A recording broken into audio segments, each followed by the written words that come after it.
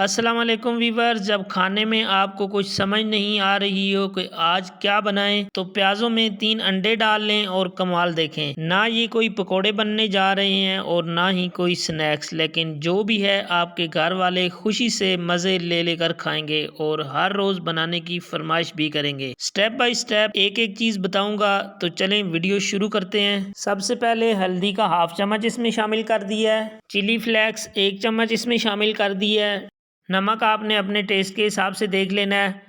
धनिया मोटा मोटा कुटा हुआ 1 चम्मच इसमें शामिल कर दिया है। अजवाइन है, ये लाजमी शामिल कीजिएगा, हाफ चम्मच से भी कम इसमें शामिल कर दी है। साबुत ज़ीरा इसमें 1 चम्मच भर के शामिल कर दिया है और 4 चम्मच इसमें बेसन के हम शामिल कर देंगे। बेसन आप देख लीजिएगा, बाद में बाउंडिंग के हिसाब से अगर ज़रूरत पड़े तो 1 आध चम्मच और भी आप शामिल कर सकते हैं। प्याज हमने 3 अदद लिए थे दरमियाने साइज़ के, उनको आपके सामने इस तरह चॉप कर लिया है। हाथों की मदद से इस तमाम चीज़ों को मिक्स करना है। तमाम चीज़ों को अच्छी तरह मिक्स कर दिया। अब इसके ऊपर आप ढेर सारा धनिया शामिल कीजिएगा। धनिया शामिल कर दिया है। पुदीना है, अगर आपके पास नहीं है तो आप स्किप भी कर सकते हैं। ये थोड़ा सा पुदीना इसके ऊपर शामिल कर दिया है, इसकी वजह से बहुत ही अच्छा इसका टेस्ट हो जाता है। इनको भी आपस में मिक्स कर लेते हैं और आप लोगों को एक याद दहानी करवा देंगे, अगर आपने चैनल को सब्सक्राइब नहीं किया तो सब्सक्राइब कर लें। ये आप लोगों की तरफ से प्यार होता है, हमारे ऊपर एतमाद होता है कि हमारी रेसिपीज आपको पसंद आ रही हैं। तो चलें जी, अगला स्टेप है, हमारे पास एक कढ़ाई ली है, इसके अंदर 1 कप ऑयल का शामिल किया। इसमें 1 टीस्पून जीरा हमने शामिल कर दिया है। 8 से 10 काली मिर्चें शामिल कर दी हैं। 1 दालचीनी का टुकड़ा शामिल कर दिया है। 3 से 4 अदद लौंग इसमें शामिल कर दिए हैं और साथ ही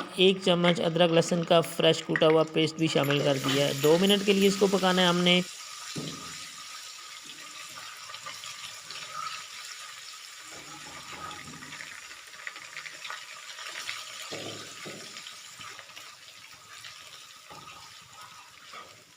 अदरक लहसुन की प्यारी सी खुशबू उठना शुरू हो गई है। बारीक चॉप किए हुए प्याज हैं 1 कटोरी, ये हमने इसके अंदर शामिल कर दी है। प्याजों को लाजमन आपने बारीक चॉप करके ही शामिल करना है या इनका पेस्ट बना लें, क्योंकि हमें स्मूथ सी ग्रेवी चाहिए लास्ट में। प्याजों को हमने अच्छी तरह ब्राउन कलर आने तक पकाना है। इनको गोल्डन कर लेते हैं और फिर आपसे मिलते हैं।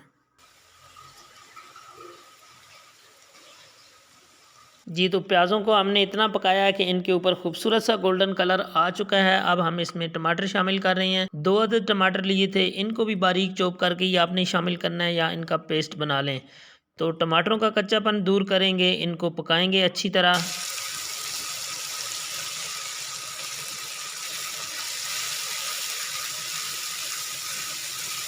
टमाटरों को अच्छी तरह पका लिया है। अब इसके अंदर 1 छोटा चम्मच नमक का शामिल किया है, 1 छोटा चम्मच लाल मिर्च का पाउडर शामिल किया है, आधा चम्मच इसमें हल्दी पाउडर शामिल किया है। इन मसालों को भी हमने पकाना है 2 से 3 मिनट के लिए। अगर आपको मसाला ड्राई फील हो तो आप इसके अंदर थोड़ा सा पानी शामिल कर सकते हैं।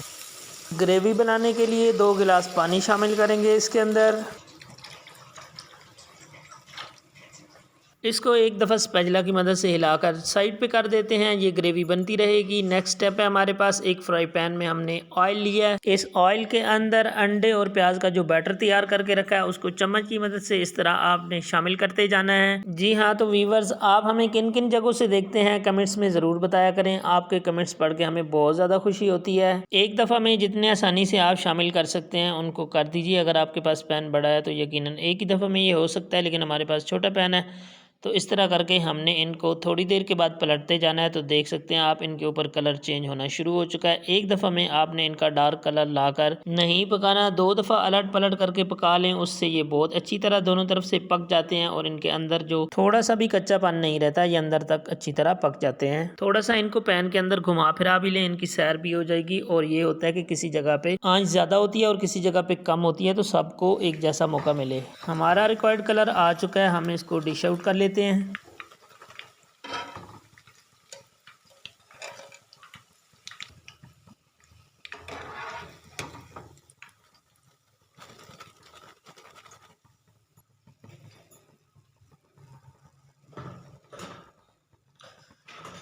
जो हमारे पीछे रह गए हैं उनको भी दोबारा इसी तरह से करके हमने पका लेना है। चम्मच की मदद से इस तरह रखते जाएंगे और अभी इनको हमने थोड़ा थोड़ा ऊपर से फैला दिया है। पहले वालों को नहीं फैलाया था, इनको फैला रहे हैं ताकि 2 तरह के हमारे पास चीज़ें बन जाएं। तो यहाँ पे आप देख सकते हैं इनको ये दूसरी तरफ से कितना प्यारा कलर आ गया और इनकी शेप भी आप देख सकते हैं। पहले वाले गोल गोल थे और अभी वाले चौड़े चौड़े करके हमने बना लिए हैं। इनको भी डिश आउट कर लेते हैं। हमने इनको जल्दी जल्दी बनाया ताकि टाइम ज़्यादा ना लग जाए, वीडियो लंबी ना हो जाए। चले जी, दूसरी तरफ हमारी ग्रेवी रेडी हो चुकी है, पक चुकी है। अब इसमें ये वाले पकोड़े हमने शामिल कर दिए हैं। इसको हमने 4 से 5 मिनट के लिए इसके अंदर पकने देना है ताकि इनके अंदर अच्छी तरह ग्रेवी जज़ब होकर ये फूल जाएं। तो जब इनके अंदर ग्रेवी जज़ब होगी तो आप देखिएगा कि ये बहुत अच्छी तरह फूल जाएंगे। अभी इसके ऊपर हमने कसूरी मेथी की 1 चम्मच के बराबर शामिल कर दी है। हरा धनिया लिया है, अच्छा ढेर सारा धनिया लेना है आपने। जितना अच्छा ज़्यादा धनिया डालेंगे इतना ही मज़े का सालन आपका बनेगा। खुशबू बहुत अच्छी होती है, टेस्ट बहुत अच्छा होता है, फ्लेवर बहुत अच्छा होता है इसका। सब चीज़ों को आपस में मिक्स कर देते हैं। मिक्स करने के बाद हमने इसके ऊपर कवर रख देना है और आंच थोड़ी सी स्लो कर देनी है आपने। ये इसको एक दफ़ा मिक्स कर लें, उसके बाद आपको दिखाते हैं। ये देखें जी कितना इसकी प्यारी शक्ल आई है माशाल्लाह से। कवर रख दिया हमने। कवर रखना है जी 5 मिनट के लिए और आंच कर देनी है स्लो। 5 मिनट हो गए हैं, ढक्कन उठाते हैं। आप देखें माशाल्लाह इतनी बेहतरीन खुशबू आ रही है। ये ट्राई ज़रूर कीजिएगा और कमेंट्स में बताइएगा कि आपकी ये रेसिपी कैसी बनी है। डिश आउट भी आपको दिखा देते हैं फाइनली करके। ये देखें कितनी बेहतरीन इसकी खुशबू, जायका, टेस्ट और देखने में भी बहुत ही लाजवाब नज़र आ रही है।